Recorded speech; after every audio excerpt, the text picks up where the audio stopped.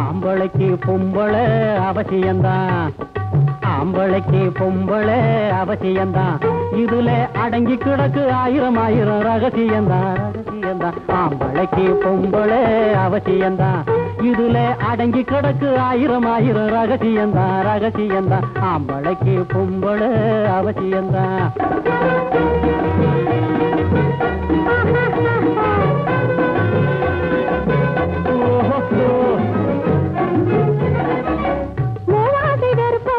முனிவர்களாயிருப்பவங்க என்ன மண்ணு பொண்ணு பெண்ணு என் கண்ணு மூவாசையில் இருப்பவங்க முனிவர்களாயிருப்பவங்க மங்கையர்கள் துணை இல்லாம வாழவில்லையா, மங்கையர்கள் துணை இல்லாம வாழவில்லையா. முன்னாளில் ஒரு முனிவர் மேனகை மேல் ஆசை வச்சு, முன்னாளில் ஒரு முனிவர் மேனகை மேல் ஆசை வச்சு பொன்னான தவச விட்டு ஓடவில்லையா இங்கப்பா, பொன்னான தவச விட்டு ஓடவில்லையா. அதனால் ஆம்பளைக்கு பொம்பளை அவசியம்தான், இதுல அடங்கி கிடக்கு ஆயிரம் ஆயிரம் ரகசியம்தான் ரகசியம்தான். ஆம்பளைக்கு பொம்பளை அவசியம்தான்.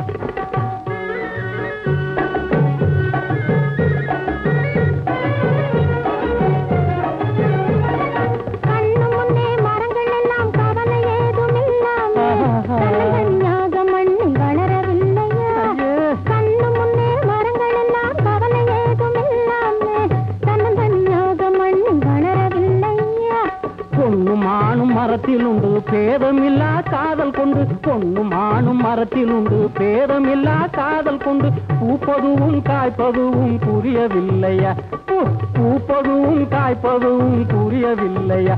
அது போல ஆம்பளைக்கு பொம்பளை அவசியம்தான், இதுல அடங்கி கிடக்கு ஆயிரம் ஆயிரம் ரகசியம்தான் ரகசியம்தான். ஆம்பளைக்கு பொம்பளை அவசியம்தான்.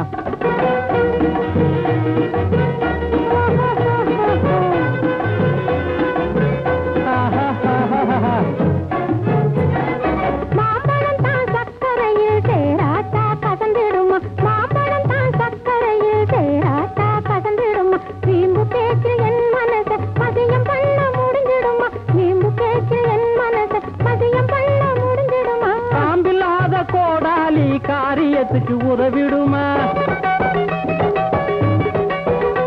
அட காம்பில்லாத கோடாலி காரியத்துக்கு உதவிடுமா. தாம்பிராணியானாலும் நெருப்பில்லாம புகஞ்சிடுமா, தாம்பிராணியானாலும் நெருப்பில்லாம புகஞ்சிடுமா.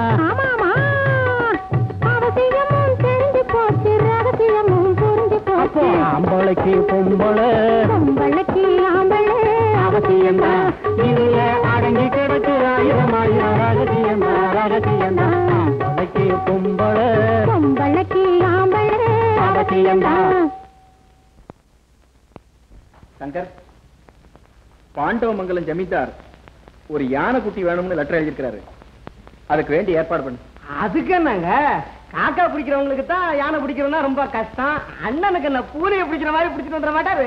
ஐயா, இன்னைக்கே குடிகள் எல்லாம் வெட்டி வேலை ஆரம்பிச்சிருக்கேன். சரி, வாடா பாப்போம். அதை விட முக்கியமான வேலை எனக்கு இருக்குன்னு. என்னடா வேலை? சாப்பிடணும். எப்போ பார்த்தாலும் சாப்பாடு சாப்பாடு சாப்பாடு. பாப்போம், இன்னும் சாதாரண நினைச்சு விட்டியா அண்ணே? எஞ்சான் உடம்புக்கு சிரசே பிரதானம்னு சொன்னவங்கலாம் பசி வேலை வந்த உடனே வயிறே பிரதானம்னு சொல்றாங்க தெரியுமா? எதுக்குடா போய் சொல்ற? வள்ளிய சந்திக்கணும். அண்ணே, அட யானை பிடிக்க போறவங்களுக்கு சாப்பாடெல்லாம் தயார் பண்ணி அனுப்ப வேண்டாமா? நீ என்ன, நீ சிரிப்பு வேற.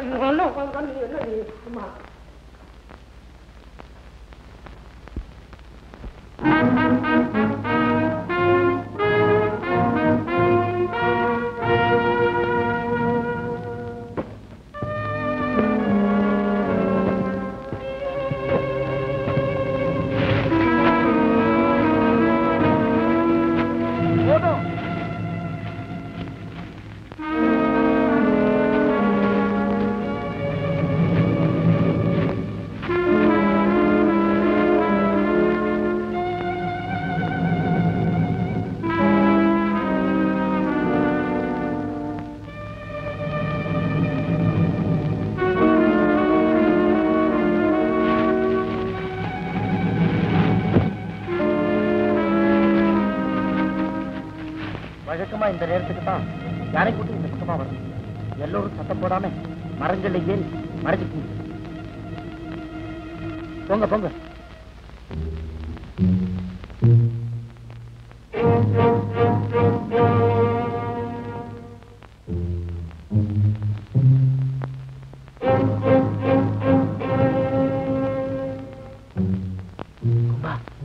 ஜாக்கிரதையா பாத்துங்க. முதல்ல வீட்டுக்குள்ள போய் உட்காந்து பேசுவோம். வீட எங்க இருக்கு? இதோ பகட்டு. இது சாப்பிடுற இடம், இது மாடு வெட்டுற இடம், இது படுக்கிற இடம். பேசிருக்கிறேன் கட்டி பெருக வாழுன்னாங்க தெரியுமா?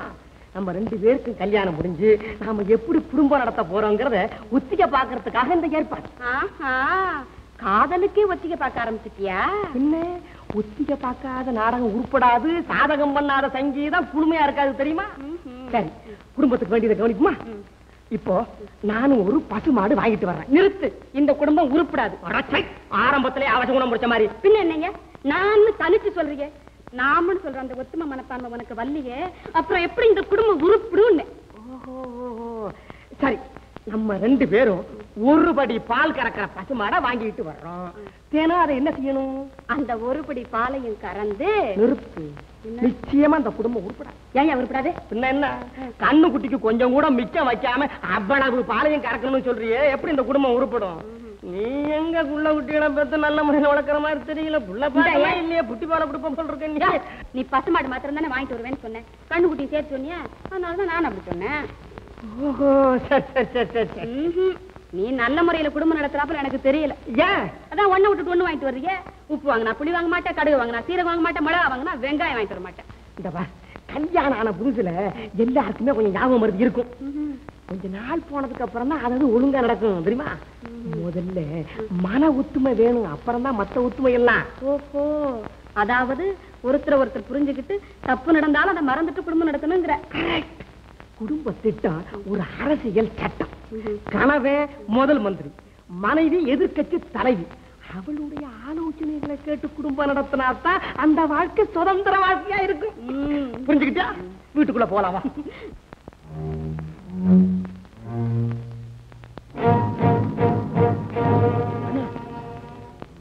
அது ஏற்கனவே குழியில விழுந்து தப்பிச்ச யானை அப்படி பாத்துக்கிட்டே போகுது.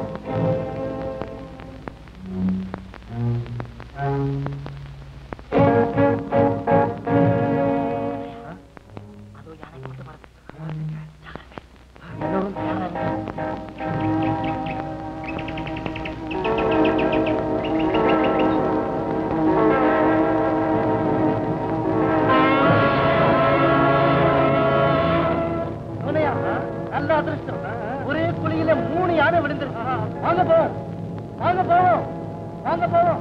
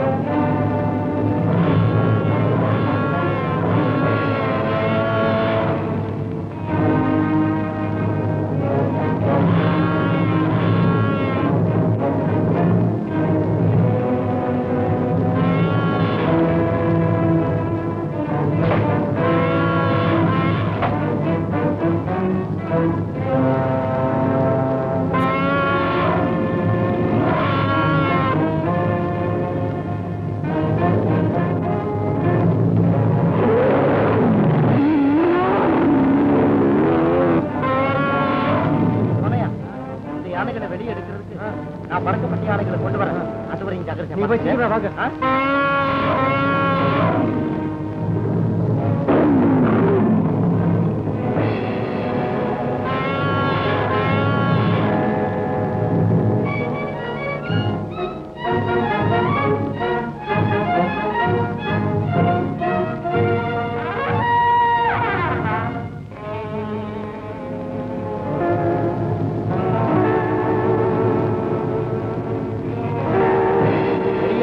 யானைகள் விட யானை ரொம்ப பொருளாக இருக்கேன்.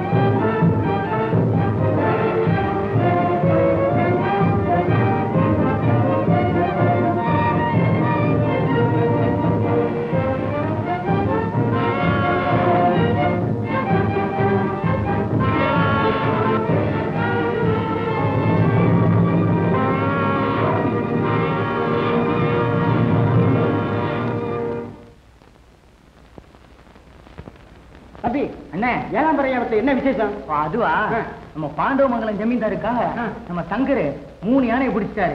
3 யானை. அதுக்காக விருந்து அது இதெல்லாம் தடபுடலாம் நடக்குதானே.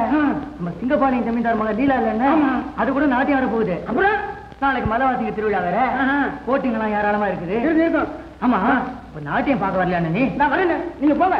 தம்பி சப்ளை சாக்கி வந்துடுறேன். வந்துருங்க தம்பி.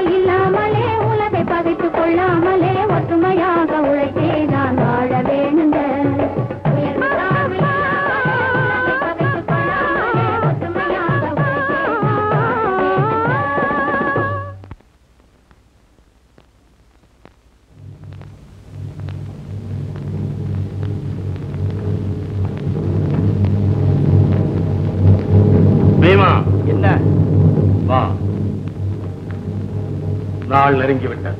எதற்கு? அந்த சங்கரை தொலைப்பதற்கு. விவரமா சொல்லுங்க. காட்டு விழாவிலே போட்டி விளையாட்டுகள் நடக்க இருக்கிறது. அதிலே நாம் கலந்து கொள்ள வேண்டும். விளையாடுறதுக்கு இதுவா நேரம்? ஆரம்பம் விளையாட்டுத்தான், ஆனால் முடிவு சங்கரின் உயிருக்கே வினையாக இருக்கும். பீமா, அருமையான யோஜனை. அதுக்கு நான் சரணாகதி.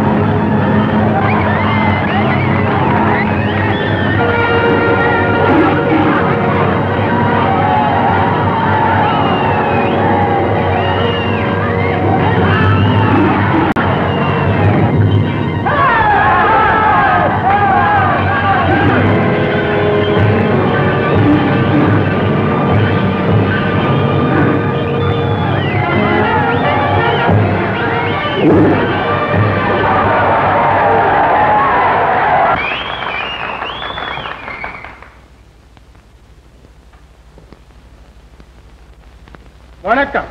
யார் நீ? கொங்கு நாட்டு வீரன். இந்த ஊர்ல விழா நடக்குதுன்னு கேள்விப்பட்டு வந்திருக்கிறோம். இந்த ஆயுதத்தை எடுத்து என்னுடன் சண்டை செய்ய யாரு வேணாலும் வரலாம். ஏன் யாரும் இல்லையா? மேகநாதா, வருகிறேன். நீங்களா? நீங்க இங்க இருக்கும் தெரிஞ்சிருந்தா இந்த பக்கமே வந்திருக்க மாட்டேன். ஏன்னா 3 தடவை சண்டை போட்டு உங்களுக்கு தோல்வி அடைஞ்சிருக்கிறேன். இன்னைக்கு தோல்வி ஒப்புத்துக்கிறேன். ஆனா இந்த ஆயுதத்தை எடுத்து இந்த கூட்டத்தில் உங்களோட சண்டை போட யாருமே கிடையாது. நான் இருக்கிறேன். சங்கர், பரவாயில்லை, விழா தானே, விளையாடட்டும். அண்ணே நீ இருங்க, நான் போறேன். சண்டைக்கு இல்ல, என்னன்னு விசாரிச்சுக்கிட்டு வந்துடுறேன்.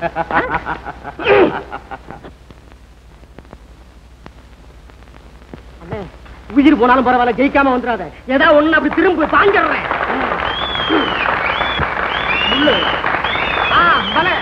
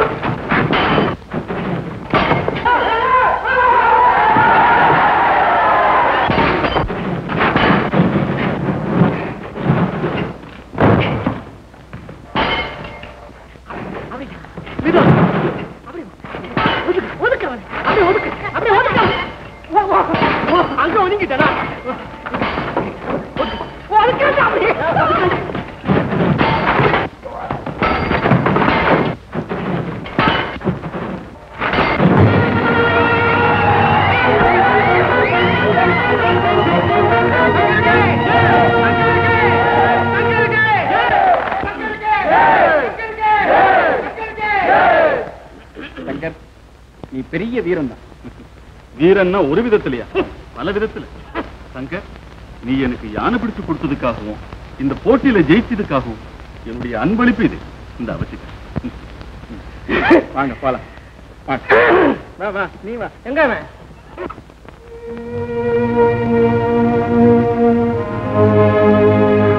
மாட்டாயே, இதுலயும் தப்பிச்சுட்டான்.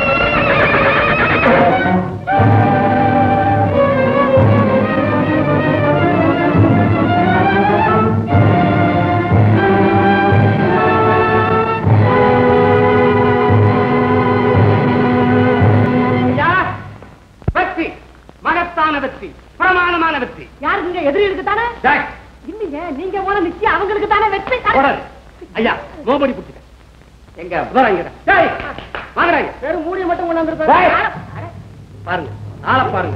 சோளக்காட்டு கோமாளி மாதிரி இருக்க அயோக்கிய பையன். மேகநாதா, நீதான் வீரன். யார் இந்த அயோக்கிய? நான் சொல்றதுக்கே வாய் கூத்துடுங்க. நீங்க இவனை பார்த்துட்டீங்க, உங்க கண்களையே நீங்க நம்ப மாட்டீங்க. விளக்கம் போதும். யாரு?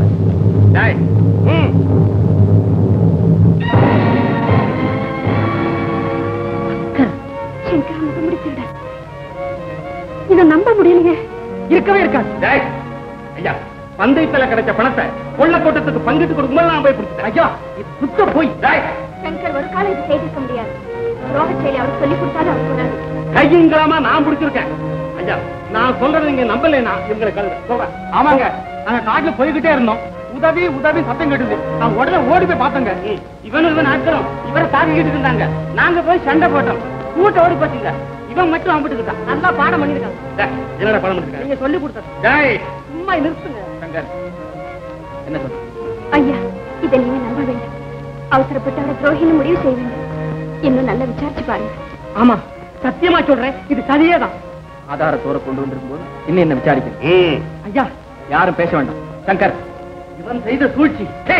மடையா ஐயா, பாத்தீங்களா? ஏன் பேர்ல பழி சுமத்துறான். கையாலாகாதவனே. ஐயா, நான் காட்டுல தனியா போய்கிட்டு இருந்த போது மறைமுகமா சாட்சி கட்டி கொண்டு வந்தது. பணத்தையும் பறிச்சுட்டேன்.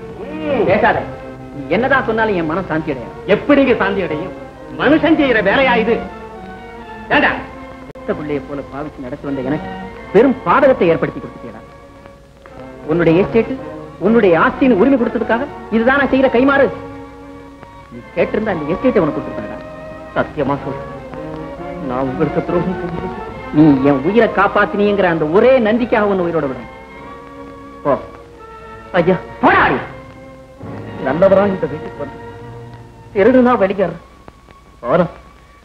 உண்மையான முகமூடி திருடனை கண்டுபிடிச்சு உங்க முந்தானை நிறுத்தாம உங்க முகத்திலே விழிக்க மாட்டேன். என் உயிர் இருக்காது.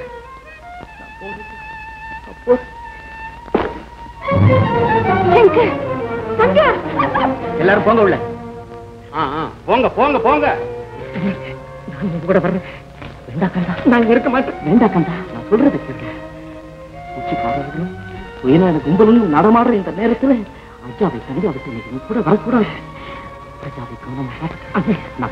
அண்ணன் அண்ணன், நமக்கு சிம்ம சொப்பனமாக இருந்த சங்கரை ஏகாம்பரம் வீட்டிலிருந்தே வெளியேற்றி விட்டேன். அப்படின்னா நம்ம ஏன்னு கேட்பாரும் இல்ல, எதிர்த்து நிப்பாரும் கிடையாது.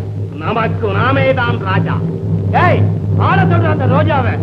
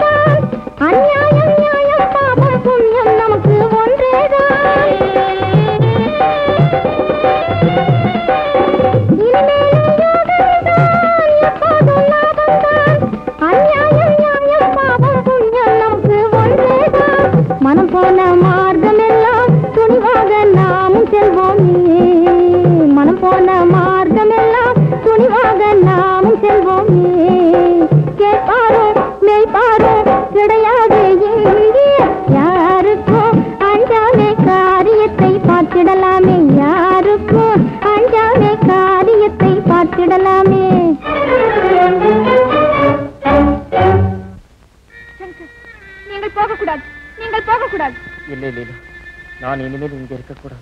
இல்ல சங்கர், ரோகிகள் வாழ்வது நல்லவர்கள் தள்ளிப்படுவதுதான் தலைவிதியா? எப்போது எதை அனுபவிக்க வேண்டும் அதை அனுபவிக்கத்தானே தீர்வேன். ஏகாம்பர ஐயாவிடம் நான் பேசுகிறேன், என்னுடன் வாருங்கள். சூடான கண்ணாடி கண்ணீரை தெளித்தான், கண்ணாடி உடைந்து போய் ஆத்திரத்தோடு இருக்கும் அவரிடம் நியாயம் பேசினார். மேலும் ஆவேசம்தான் உண்டான். அதற்காக நீங்கள் வீடான பழியை சுமக்க வேண்டுமா? உண்மை இதுதான் என்பதை நிரூபிக்கிறவள் பழியை சுமந்துதானே ஆக வேண்டும். என் பேச்சை கேளுங்க, மறுக்காதீர்கள். வாருங்கள் சங்கர்.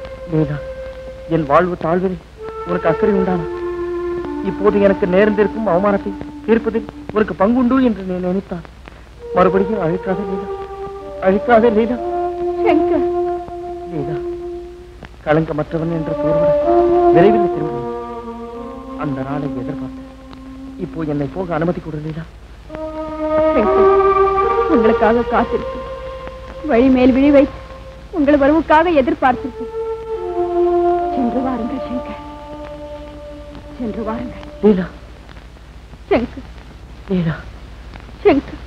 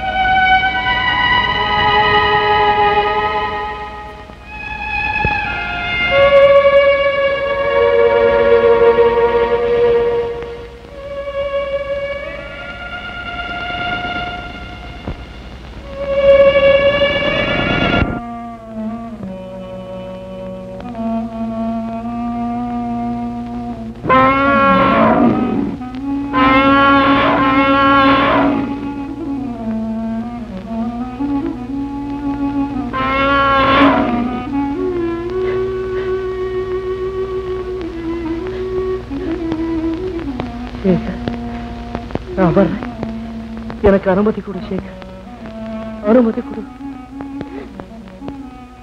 சேகர்.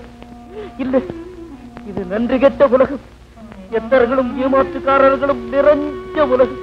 இதில் நான் வாழவே முடியாது சேகர், வாழவே முடியாது.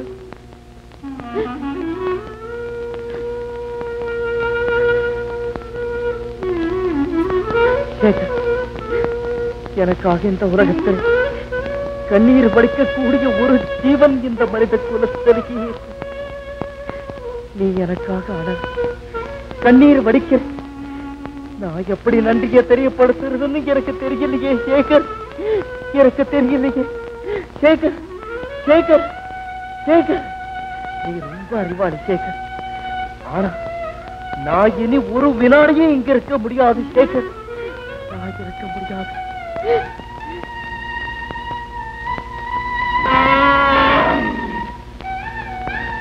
சேகர், நீ என் கூட வரக்கூடாது சேகர், என் கூட வரக்கூடாது சேகர்.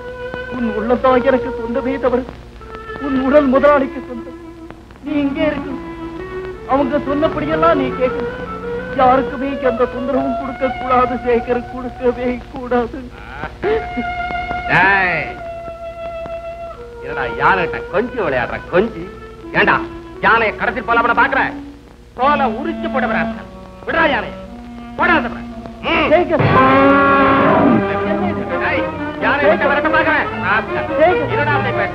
நீ அப்படியெல்லாம் பேசக்கூடாது, நீ அப்படியெல்லாம் பேசக்கூடாது சேகர்.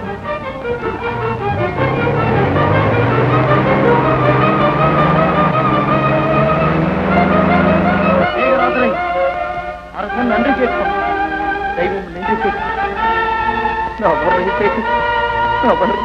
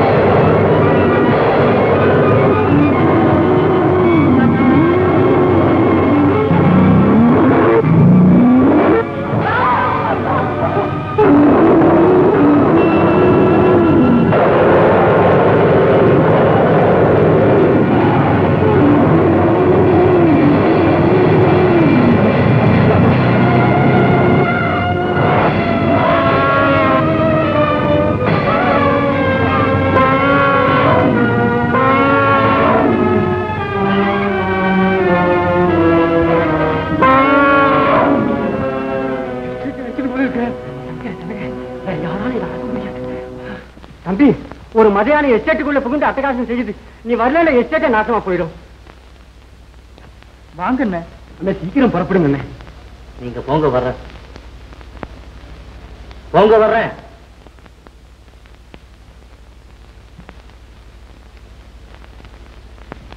சங்கர், புறப்படு. போய் மதியானை அடக்கு. முடியாது. நீ போகாவிட்டால் இந்த எஸ்டேட்டை அடைந்துவிடும். அழியட்டுமே. எனக்கு என்னவென்றால் சொல்லுகிறாய்.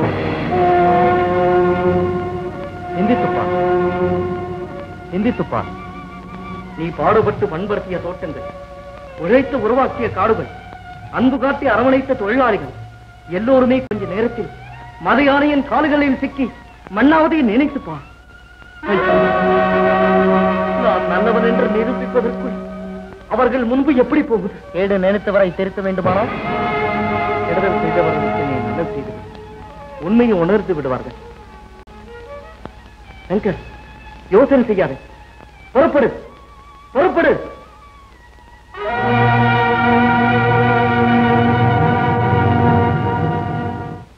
நம்ம லீலாவோட அப்பா அமெரிக்காவில இருந்து புறப்பட்டாராம். நேரம் இங்கதான் வரப்போறாராம். வரட்டுமே. அப்படியா? இந்த விஷயத்தை லீலாட்ட சொல்லிட்டு வரேன்னா. எஜமா ஒரு மதையான காட்டுக்குள்ள வந்து ஒரே அட்டகாசம் பண்ணிக்கிட்டு இருக்கு. யானை அடக்கணுமே. நான் போய் அடக்கிறேன். காரணம் அடிச்சிருக்கேன். அந்த யானை அடக்க நம்ம சங்கர் போயிருக்காருங்க. சங்கர் என்னடா உணர்ற ஐயா, நீங்க நம்புறீங்களா?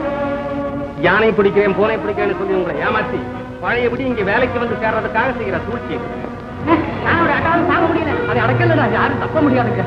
சரி, நீங்க எல்லாம் தாரசப்பட்டே கொண்டு வாங்க. நீங்க எல்லாம் கறி எடுத்துட்டு வாங்க. ஓடுங்க. நீங்க நாலா பக்கமா பிரிஞ்சு யாரை பின்னாலே வாங்க. சரிங்க.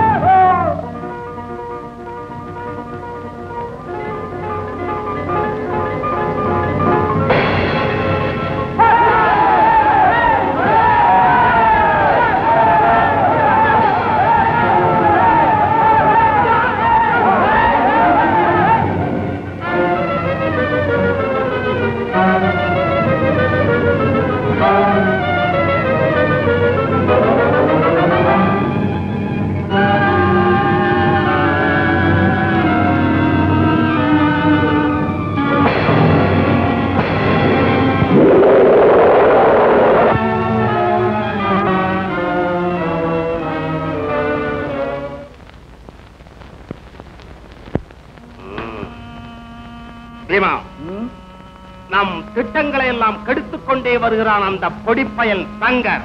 அதை நினைக்கும் போதுதான் என் உடம்பெல்லாம் எரியுது. எரியுதான். பதிலுக்கு இந்த எஸ்டேட்டை எரிக்க வேண்டும். எஸ்டேட்டை எரிக்கிறதா? ஆம். நமக்கு பிரயோஜனம் இல்லாத இந்த எஸ்டேட் இருந்தென்ன, எரிந்தால் என்ன? யோசிக்காதே, புறப்படு. சரி.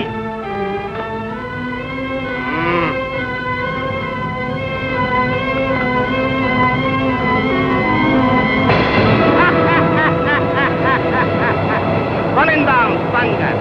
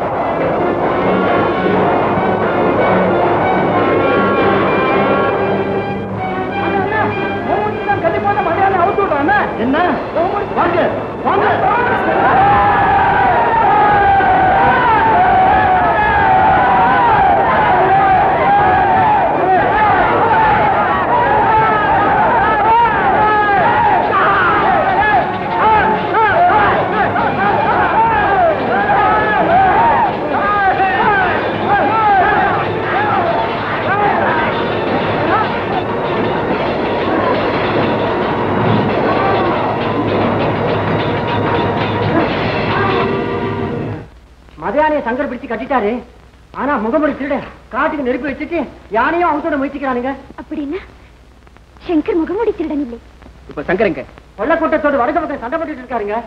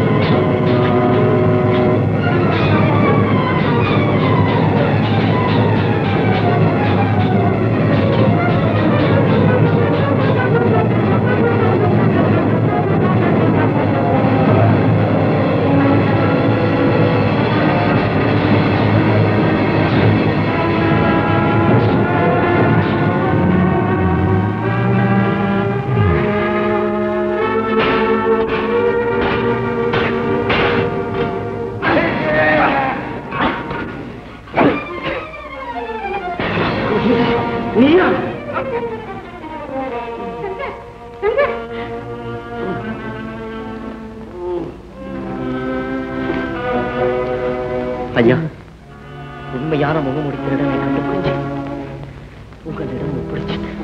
ஐயா, நான் அன்னைக்கு சொன்னேனே சங்கர் நிரபராதின்னு, இப்போது தெரிஞ்சிட்டீங்களா?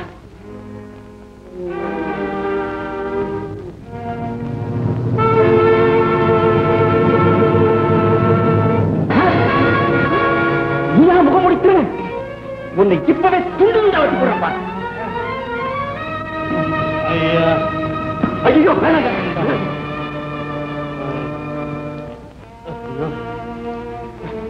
சங்கர் நல்லவன், நான் தான் துரோகி. என் பேராசை என்னையே அழித்து விட்டது. துரோகி வாழக்கூடாது. ஐயா ஐயா என்னை மன்னித்து விடுங்க ஐயா, மன்னித்து விடுங்க. ஐயோ என்ன மன்னித்து விடுங்க ஐயா, ஐயா.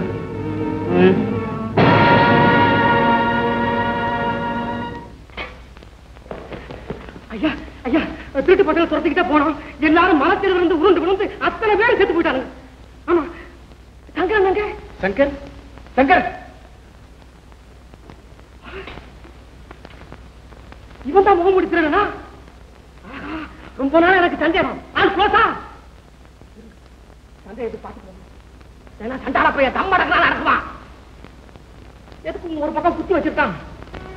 இந்த பெட்டியால் தான் உனக்கு நல்வாழ்வு என்று சொன்னீர்களே. நல்லவன் என்று நான், கெட்டவன் என்று நான் இப்படி மாறி மாறி காட்சி அளித்து தடுமாறிக்கொண்டே இருக்கிறதா நல்வாழ்வு என்று சொன்னீர்களா? அப்பேற்பட்ட வாழ்வு எனக்கு வேண்டாமப்பா, வேண்டாம்.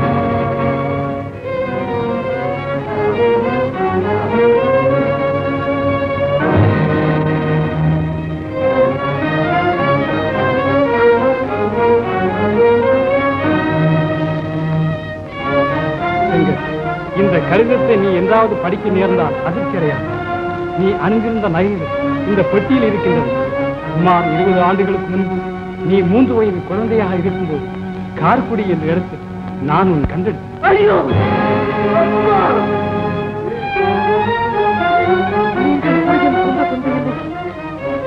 தந்தை இன்னார் என்று கூட தெரிந்து கொள்ள முடியாத பாவியானா? ஐயோ, என் அப்பையா, என் அப்பையா, என் அப்பையா! என்ன மன்னிச்சிடு. கள்ளம் கபடில்லாத உண்மையில பழி சுமத்தி என் வீட்டில இருந்தே உன்னை துரத்திட்டேன். அந்த பாவத்துக்கு எனக்கு பரிகாரமே கிடையாது.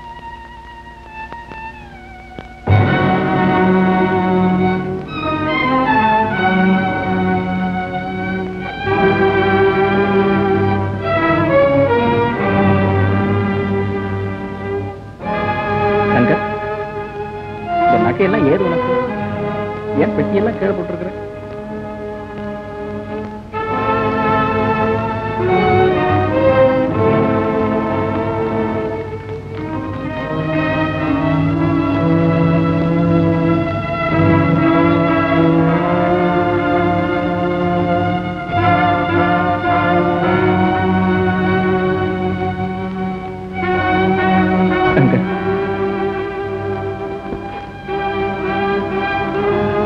சங்கர், தாயிழந்து என்னை விட்டு பிரிஞ்சு இத்தனை வருஷங்களுக்கு பிறகு உன்னை நான் பார்ப்பேன்னு கனவையும் நினைக்கிறேன். மேகநாதன் எத்தனையோ உன்னை பற்றி குற்றங்கள் சொல்லியிருக்கேன். அதையெல்லாம் நான் கேட்டு உன்னை ஏனோ தண்டிக்காம இருந்தேன். அந்த காரணம் எனக்கு இப்போதான் புரியும். இந்த எஸ்டேட்டுக்கு சொந்தக்காரன் அடிமை போல இங்க நீ வேலை செய்து நினைக்கிற போது எனக்கு ரொம்ப வேதனையா இருக்கு. என்னால பேச முடியல. என்னால பேச முடியல.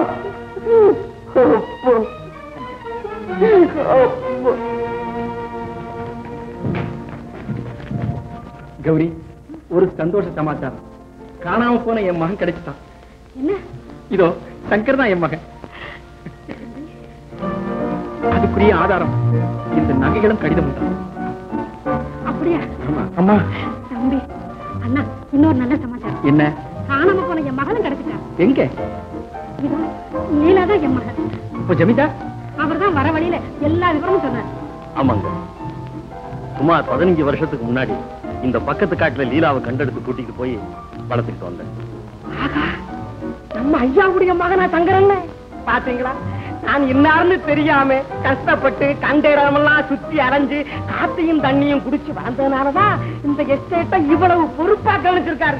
நான் பெரிய இடத்துக்குள்ளன்னு தெரிஞ்சிருந்தது திமிரு வந்திருக்கும் எஸ்டேட் ஒரு தினசா எங்க இருந்து வளர்ந்து கடைசியில அவங்க சேர வேண்டிய இடத்துல சேர்ந்தாச்சு.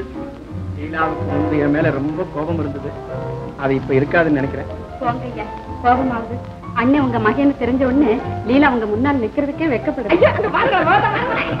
பிரிஞ்சவங்க கூடனா எல்லாரும் ரொம்ப சந்தோஷமா இருப்பாங்கன்னு சொன்னாங்க. அதே போல நாம எல்லாரும் சந்தோஷமாவே தான் இருக்கோம். இந்த சந்தோஷமான நேரத்துல சங்கருக்கு லீலாவுக்கும் கல்யாணத்தை பண்ணி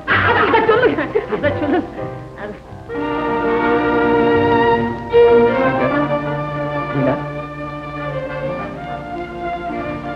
எப்போதும் சந்தோஷமா இருக்கு. ஏண்டா வள்ளி, அப்பா என்ன நீங்களே? ஓஹோ, இன்னொரு ஜோடி பேர் இருக்கிறா? ஒண்ணும் தப்பா நினைச்சுக்க கூடாது. நீங்க 2 பேரும் காதலிச்சு கல்யாணம் பண்ணிக்கிறதுக்காகவே நாங்க 2 பேரும் காதலிச்சோம். வேற ஒண்ணும் இல்லை. நீங்க ஏதோ முருகன் சன்னதியில உங்க 2 பேரும் கல்யாணம் இருந்திருக்கு. முருகனை போல எப்போதும் சந்தோஷமா இருக்கு. கூச்சப்படாத. ஓஹோ